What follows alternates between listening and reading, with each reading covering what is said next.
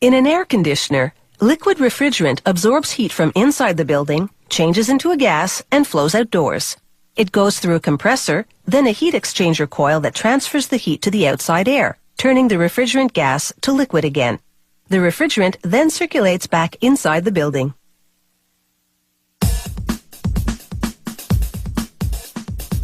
This air conditioner company makes its coils entirely of aluminum, which is 5 times more corrosion resistant than coils made of copper and aluminum. To make the coil, workers position an aluminum tube, called the spine, in the middle of the special winding machine. Then they feed in an aluminum strip. The machine slits the aluminum strip into thin teeth, called fins.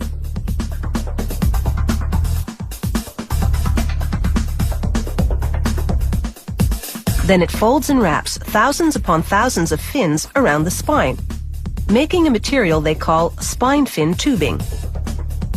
Each tiny fin is a heat transfer vehicle.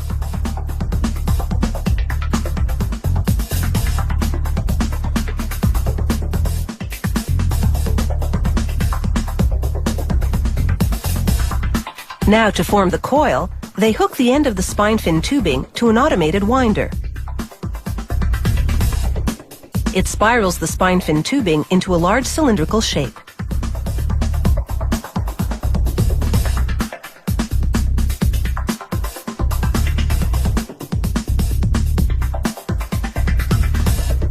When they finish winding the coil, they cut the end free from the feeder, then apply hot glue to hold everything together.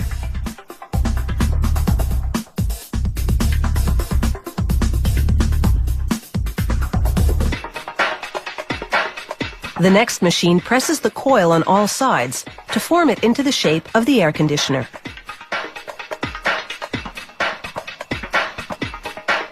A worker now cuts into the coil and bares a row of tubing. These cuts determine the circuits, the term for the path the refrigerant takes as it flows through the coil. The pipes that feed these circuits are made of copper, but copper doesn't fuse directly to aluminum. So workers must first solder on transition tubes coated with a zinc-aluminum alloy. Then they attach the copper manifolds that distribute the refrigerant to the circuits.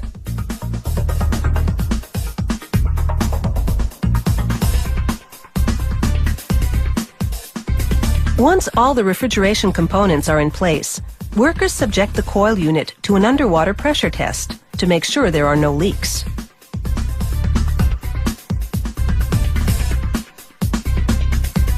In another department, workers have assembled the air conditioner's compressor.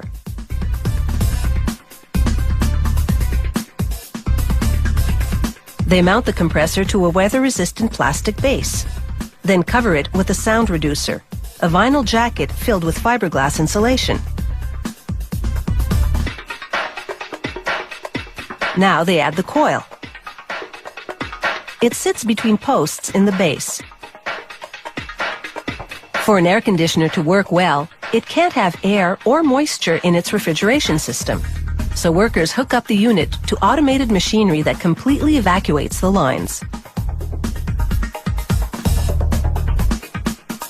Next, workers connect wiring and install corner supports, then begin assembling the unit's exterior housing. The top perimeter piece is shaped to direct the airflow out of the unit. A motorized fan pulls air into the unit. A plastic grill lets air exit and keeps debris from falling inside. Finally, they seal the refrigerant lines by brazing shut a pair of tubes.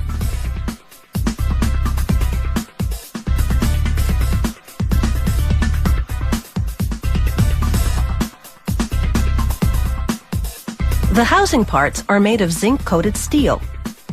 The factory spray paints them, then bakes the paint for maximum durability. Air conditioners sit outdoors, so they have to withstand all kinds of weather. The factory sends sample units to a performance testing laboratory. It runs them in extreme heat, extreme cold, rain, and snow to see if, under such harsh conditions, They keep their cool.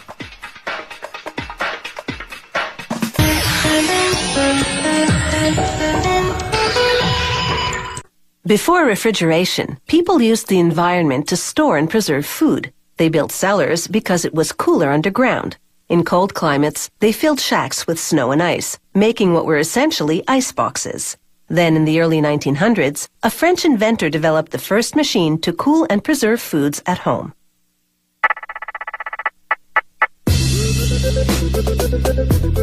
The modern refrigerator comes in countless styles, sizes, and colors. Manufacturing begins with coiled sheets of steel. Just one of these coils produces hundreds of fridge exteriors. The interiors are made from rust-resistant aluminum lined with an acrylic shell. A shearing machine slices the steel into pieces for the exterior top, back, and sides. Then each one goes into a computerized punch press to receive holes for running various wires.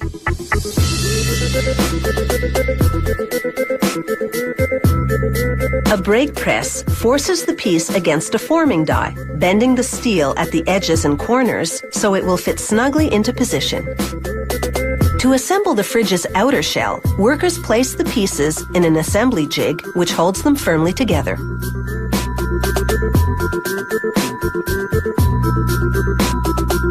Now for the fridge's interior. A vacuum forming machine heats a sheet of plastic and shapes it against an aluminum mold. Then a router carves off all the excess plastic. The freezer half of the refrigerator slides perfectly into the metal outer shell, and the fridge side follows. Copper tubes filled with heated gas are laid along the outer edge where the door contacts the fridge. The gas prevents moisture buildup. They add the pre-cut face frame of the fridge.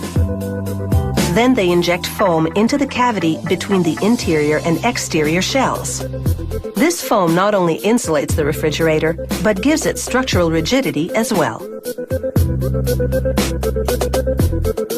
This evaporator plays a key role in keeping things cool. It draws the heat out of the refrigerator and the food inside. The electrical hub of the fridge and freezer is the control panel. It connects to a maze of wires and eventually to a microprocessor. With the freezer side almost complete, they install the evaporator for the fridge side. Next come the refrigerator doors. Two compressors pump fluid and gas through the various tubes inside. This component, called the radiator, dissipates the heat collected from the food.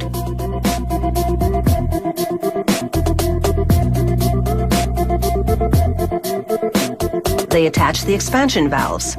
These allow the pressurized liquid coolant to expand into a cold gas that runs through the tubes in the fridge, absorbing its heat.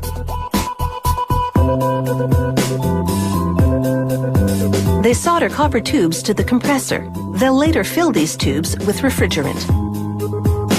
Temporary quick connect valves allow the system to be charged with inert gas to check for any leaks. They connect the temporary valves to fill hoses and add the inert gas to the sealed system. They use this wand to check the tubes for leaks. If there's a leak, the gauge goes out of the specified range.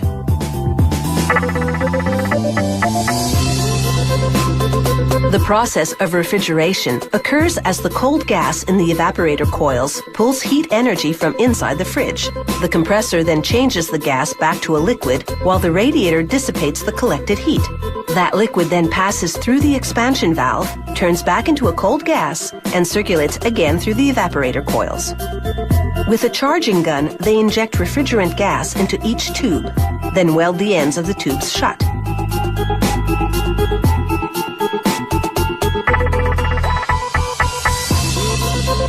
Now for the finishing touches, starting with the refrigerator handles. Drawers for fruits and vegetables slide right in. So do the rest of the pre-made shelves and compartments.